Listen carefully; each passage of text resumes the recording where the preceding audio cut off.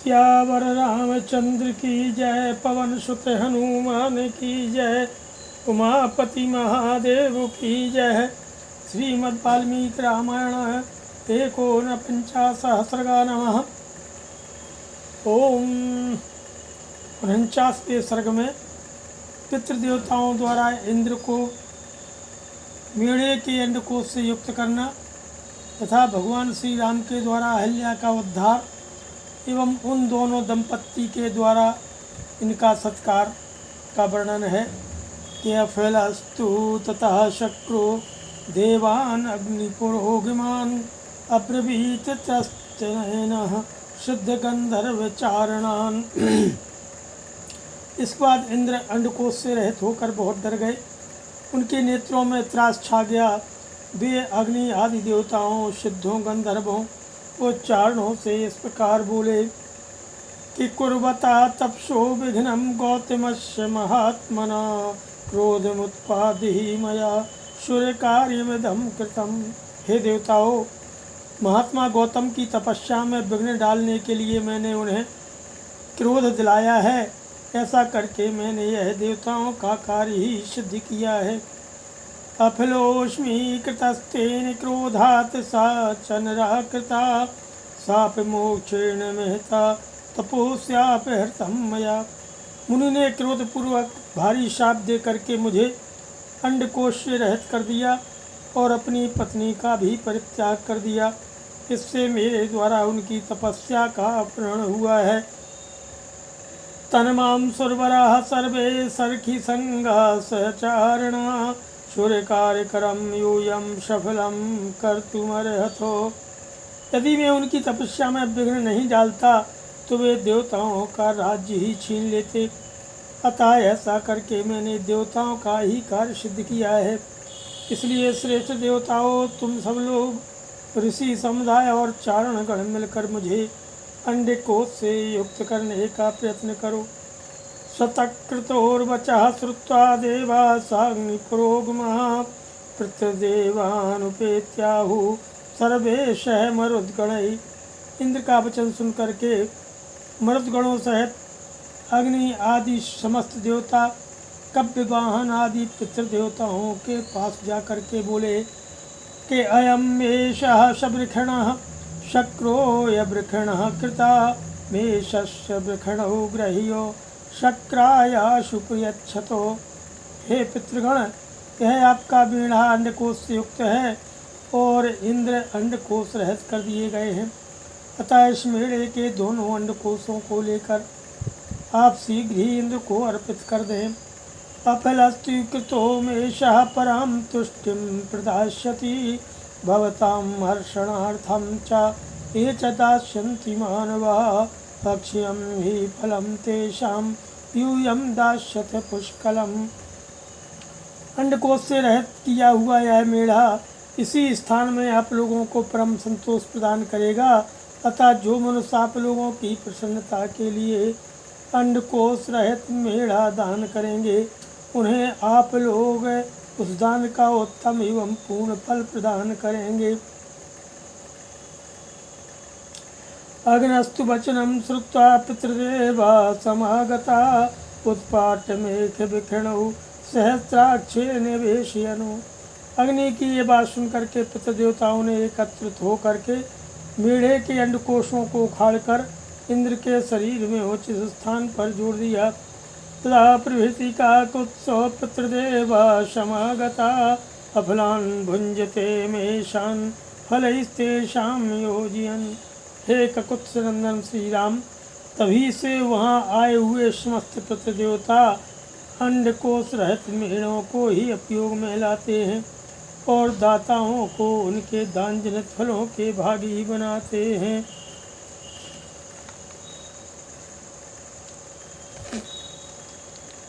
इंद्रस्तु मेघवृषणस्तदा प्रभृति राघवो गौतमस्य प्रभावेण तपसा च महात्मना। हे रघुनंदन, उसी समय से महात्मा गौतम के तपस्या जनित प्रभाव से इंद्र को भेड़ों के अंडकोश धारण करने पड़े। तदा कच्छ महातेजो आश्रमं पुण्यकर्मणः तारयिणां महाभागां अहल्यां देवरूपिणीं। हे महातेजस्वी श्री राम, अब तुम पुण्यकर्मा महर्षि गौतम के इस आश्रम पर चलो और इन देवरूपिणी महाभागा अहिल्या का उद्धार करो। विश्वामित्र वचः श्रुत्वा राघव सह लक्ष्मण विश्वामित्रं पुरस्कृत्य आश्रमं प्रविवेश।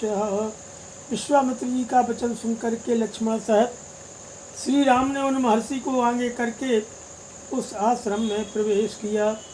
तदर्चा महाभागां तपसा द्योतितप्रभां लोकैरपि समागमो दुर्निरीक्षां सुरासुरैः।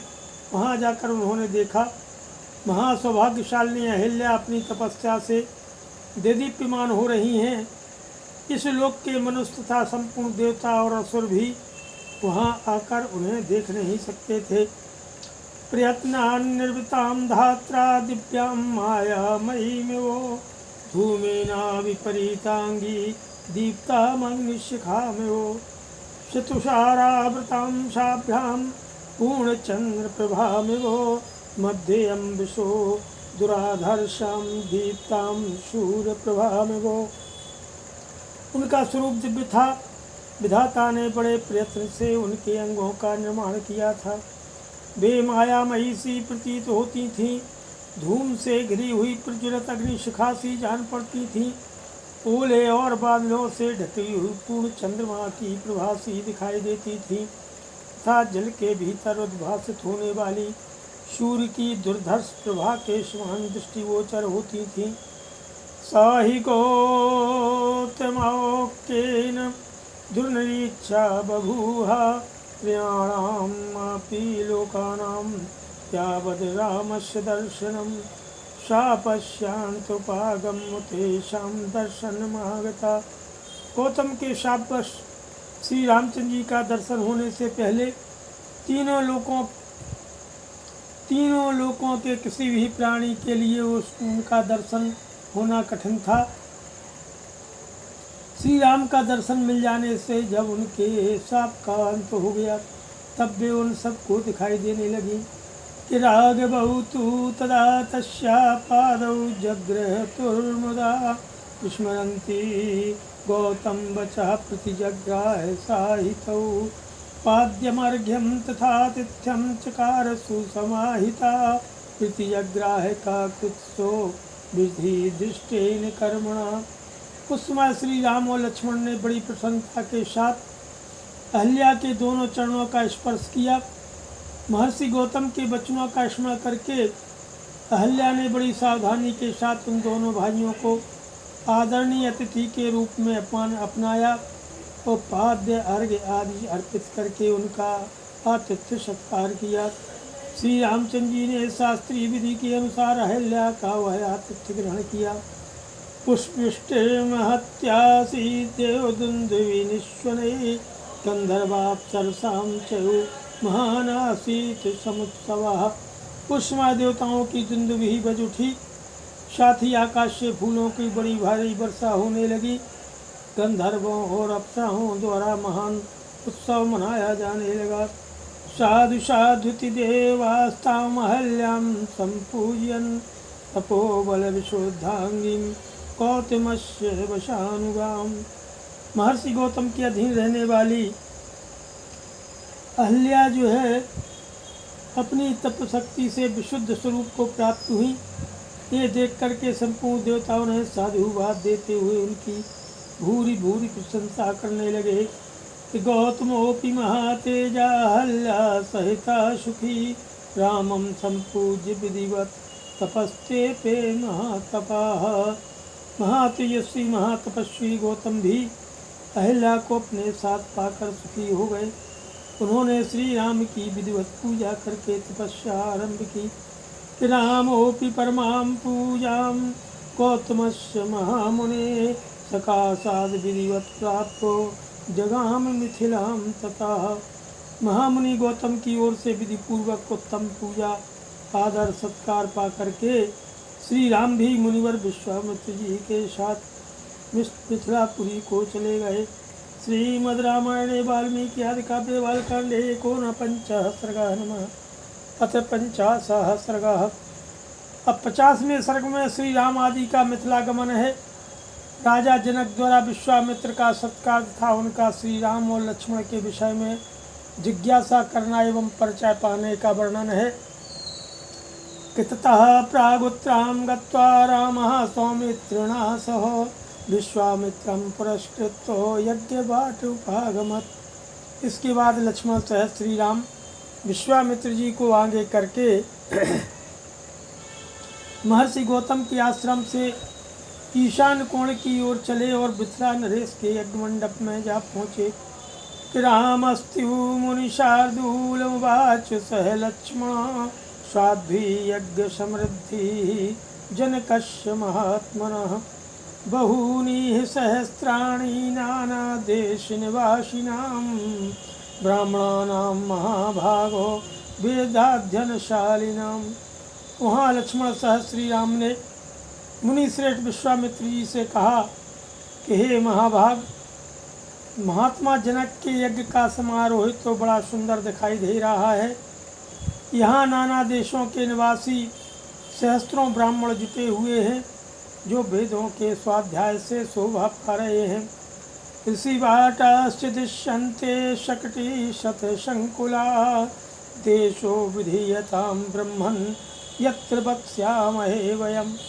ऋषियों के बाड़े सैकड़ों छाकड़ों से भरे दिखाई दे रहे हैं। हे ब्रह्मन, अब ऐसा कोई स्थान निश्चित कीजिए जहाँ हम लोग भी ठहरें। रामश्वचनं श्रुत्वा विश्वामित्रो महामुनि निवासमकरोत् देशे विविक्ते सलिलान्विते। श्री रामचंद्र जी का वचन सुन करके महामुनि विश्वामित्र ने एकांत स्थान में डेरा डाला जहाँ पानी का सुविधा था। विश्वामित्रमनुप्राप्तं श्रुत्वा नृपवरस्तदा शतानन्दं पुरस्कृतो पुरोहितं निन्दितः। आनंद उत्तम आचार विचार वाले नृपश्रेष्ठ महाराज जनक ने जब सुना कि विश्वामित्र जी पधारे हैं, तब वे तुरंत अपने पुरोहित शतानंद को आगे करके अर्घ लिए विनीत भाव से उनका स्वागत करने को चल दिए। कीर्तिजोपि महात्मानस्त्वर्घ्यमादाय सत्वरं प्रत्युज्जगाम सहसा विनयेन समन्वितः। विश्वामित्राय धर्मेण ददौ धर्म पुरस्कृतम्। उनके साथ अर्घ लिए महात्मा ऋतुज भी शीघ्रतापूर्वक चले। राजा ने विनीत भाव से सहसा आगे बढ़कर महर्षि की अगुवानी की तथा धर्मशास्त्र के अनुसार विश्वामित्र को धर्मयुक्त अर्घ्य अर्पित किया। प्रतिगृह्यतु तां पूजां जनकस्य महात्मनः कपृच्छ कुशलं राज्ञो यज्ञस्य च निरामयम्। महात्मा राजा जनक की वह पूजा ग्रहण करके मुनि ने उनका कुशल समाचार पूछा तथा उनके यज्ञ की निर्बाध स्थिति के विषय में जिज्ञासा की। सतांश्चात मुनीन् पृष्ट्वा सोपाध्याय पुरोदिशः तथार्यं ऋषिभिः सर्वैः समागच्छतो पृष्ठवतो। राजा के साथ जो मुनि उपाध्याय पुरोहित आए थे, उनसे भी कुशल मंगल पूछकर विश्वामित्र जी बड़े हर्ष के साथ उन सभी महर्षियों से यथा योग्य मिले। अथ राजा मुनिश्रेष्ठं कृताञ्जलिर्भाषतो आसने भगवानास्तां सहैवै मुनिपुंगवै। इसके बाद राजा जनक ने मुनिवर विश्वामित्र से हाथ जोड़ करके कहा कि हे भगवान, आप इन मुनीश्वरों के साथ आसन पर विराजमान हुइए।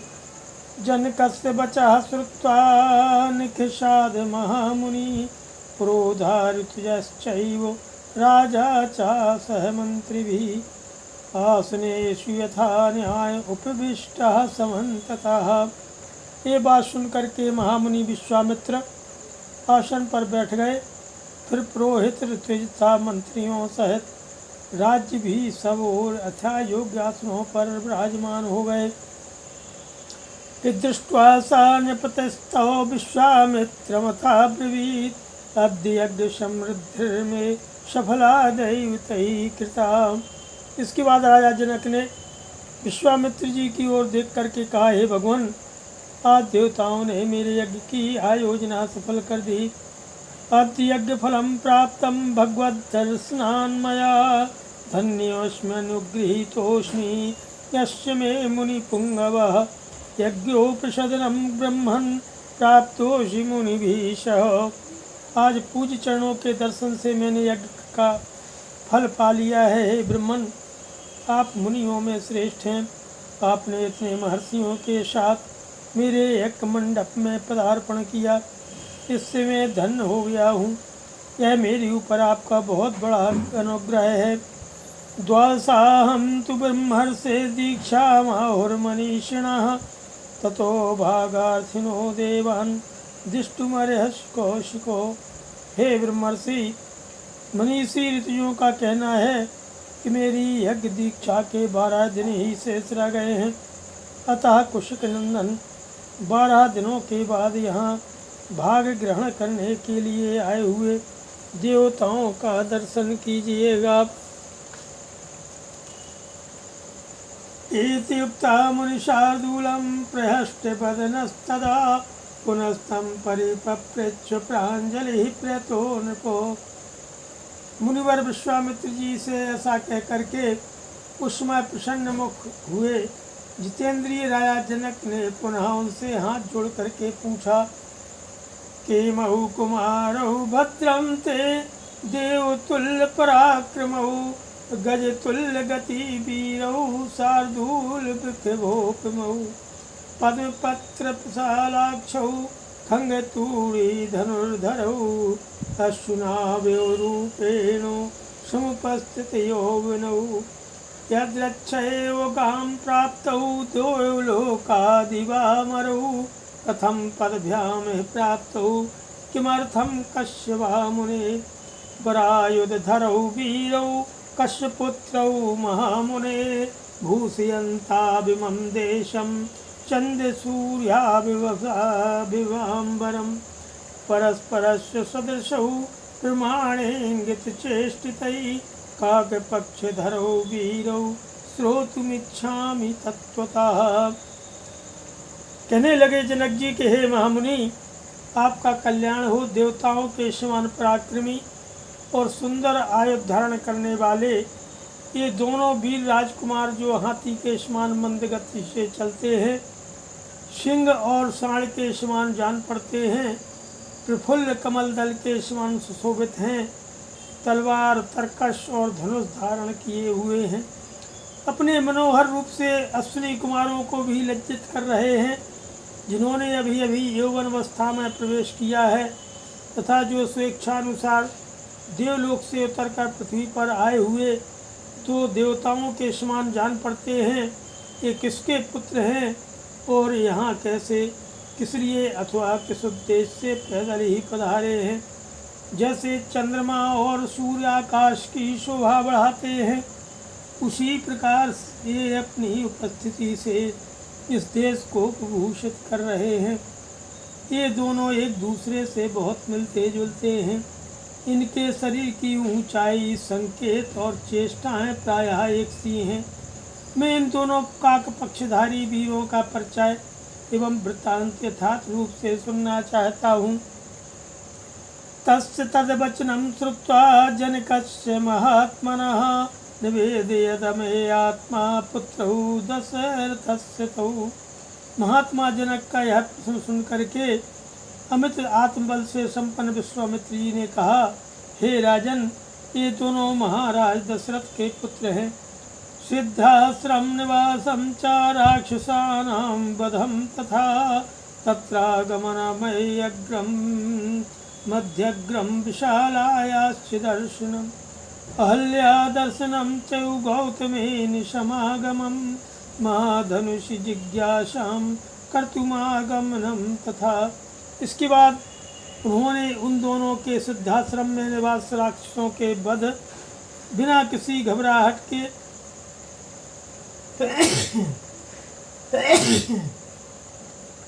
मिथिला तक जो है आगमन, विशालापुरी के दर्शन अहल्या के साक्षात्कार तथा महर्षि गौतम के साथ समागम आदि का विस्तार पूर्वक वर्णन किया। फिर अंत में यह भी बताया कि ये आपके यहाँ रखे हुए महान धनुष के संबंध में कुछ जानने की इच्छा से यहाँ तक आए हैं। एतत्सर्वं महातेजा जनकाय महात्मने निवेद्य विररामाथो विश्वामित्रो महामुनि। महात्मा राजा जनक से ये सब बातें निवेदन करके महातेजस्वी महामुनि विश्वामित्र जी चुप हो गए। श्रीमद् रामायण वाल्मीकि आदि काव्ये बालकांडे 50 नमः। सियावर रामचंद्र की जय, पवन सुत हनुमान की जय, उमापति महादेव की जय। जय सीता।